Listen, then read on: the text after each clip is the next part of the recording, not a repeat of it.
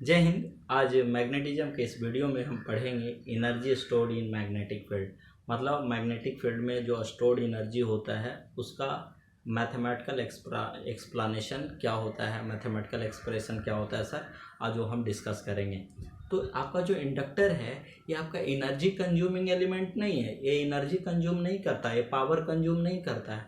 ये magnetic field में energy को क्या करता है, स्टोर करता है, इसलिए इसको एनर्जी स्टोरिंग डिवाइस बोलते हैं। इंडक्टर क्या करता है सर, ये ना तो इलेक्ट्रिक पावर कंज्यूम करता है, न इलेक्ट्रिकल एनर्जी कंज्यूम करता है, खर्च करता है। ये सिर्फ इलेक्ट्रिकल एनर्जी को मैग्नेटिक फील्ड में स्टोर करता है। क्या करता है, store.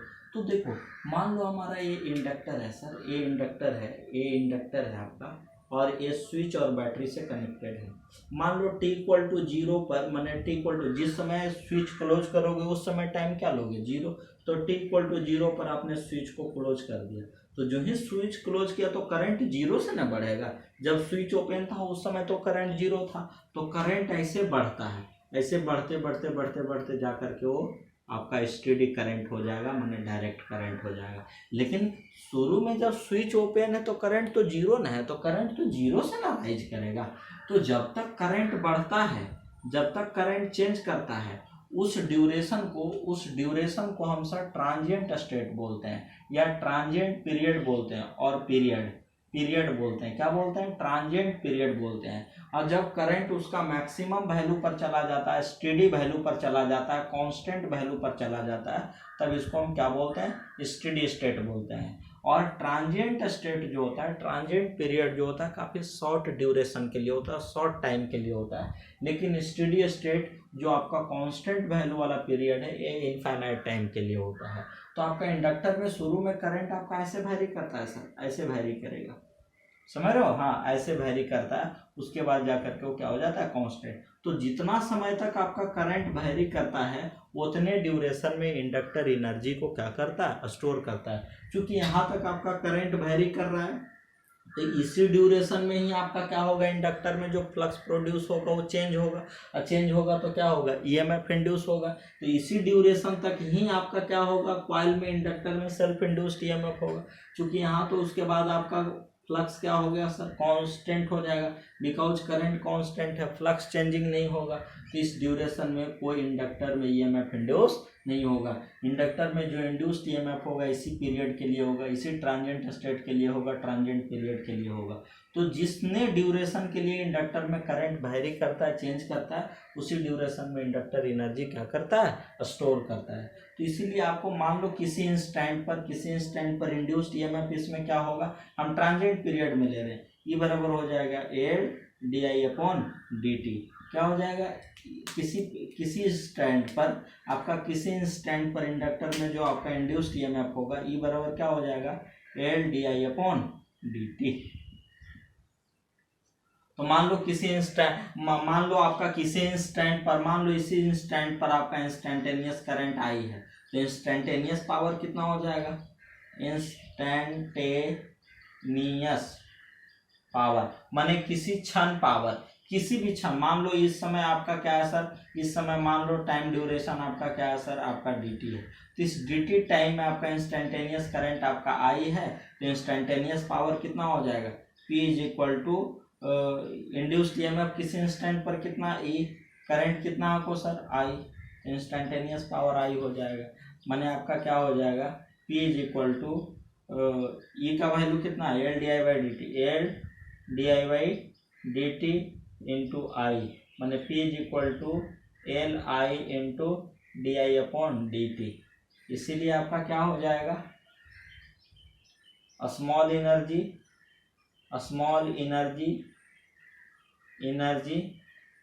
Put in magnetic field माने इन टाइम dt, माने dt टाइम में कितना एनर्जी स्टोर हुआ होगा। तो पावर इनटू टाइम को क्या बोलते हैं, एनर्जी। यानी स्मॉल टाइम आपका, स्मॉल एनर्जी आपका क्या हो जाएगा, डी डब्ल्यू बराबर कितना हो जाएगा, डी डब्ल्यू और डी ई, माने स्मॉल एनर्जी बराबर कितना हो जाएगा, डी ई ले लो, डी ई बराबर क्या हो जाएगा, पी इंटू डी टी।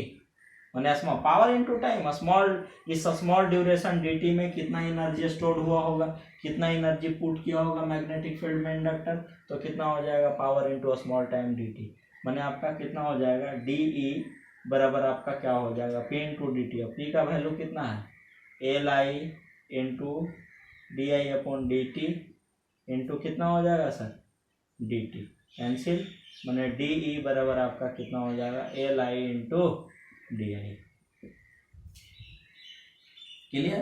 तो अब आपका क्या हो जाएगा सर, अब आप यहां देखो total stored energy, total stored energy कितना हो जाएगा, energy in magnetic field, magnetic field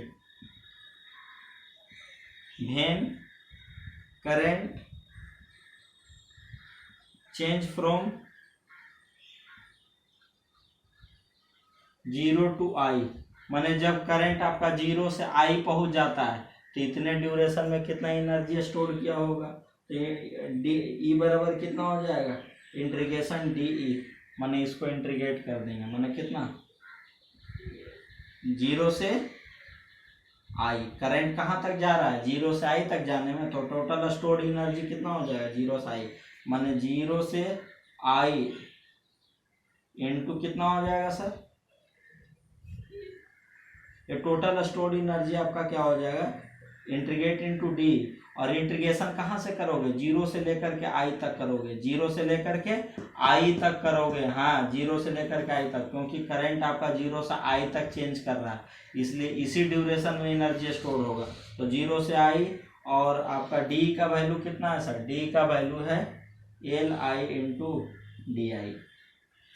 तो अब इसको मिटाते हैं,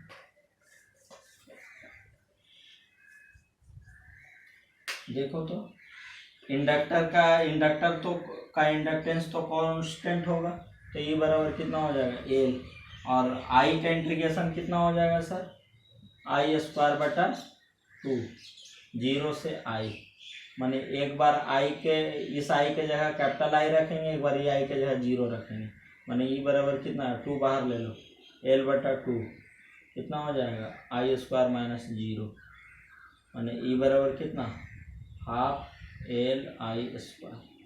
this is the stored energy in magnetic field और stored energy in an inductor, माने हाफ एल आई स्क्वायर। माने इंडक्टर में जो स्टोर्ड एनर्जी होता है क्या होता है हाफ एल आई स्क्वायर, जहाँ एल क्या है सर इंडक्टर का इंडक्टेंस है, और आई क्या है ये स्टेडी करंट है, आई क्या है स्टेडी करंट है। हाँ जो स्टोर्ड एनर्जी है उसको उसमें जो हाफ एल आई स्क्वायर है जिसमें आई है वो स्टेडी करंट है, इन्हें की ट्रांजिएंट वैल्यू वाला लेंगे। ये शो कर रहा है कि इंडक्टर में 0 से I करंट तक माने I एम्पियर तक करंट बढ़ने में जो एनर्जी स्टोर्ड होगा टोटल E बराबर half L I square. Clear. तो this is the stored energy in magnetic field और stored energy in an inductor. तो आशा करता हूँ कि आज सर आपको ये वीडियो समझ में आया होगा। इंडक्टर क्या करता है मैग्नेटिक फील्ड में एनर्जी को स्टोर करता है, ये never energy consumed, it never consumed electrical energy और इलेक्ट्रिकल पावर। माने आपका इंडक्टर क्या है ना तो इलेक्ट्रिकल एनर्जी कंज्यूम करता है, नहीं इलेक्ट्रिकल पावर कंज्यूम करता है। पावर आपका ये it always stored energy in magnetic field. Inductor always stored energy in magnetic field and the stored energy in an inductor is given by expression half L square, where L is the self inductance of an inductor and I is the steady current flow through an inductor. Clear? आशा करता हूँ कि आपको ये video समझ में आया। और stored energy किस में होगा जूल में होगा सर, तो आपको क्लियर हो जाना चाहिए, कोई दिक्कत नहीं। अब यहाँ से सर आप जो चालू करेंगे अब मेजरमेंट स्टार्ट होगा। हम सबसे पहले एरर पढ़ेंगे, उसके बाद आपका जो पढ़ना है सारे इंस्ट्रूमेंट उसको हम डील करेंगे बारी बारी से। Thank you.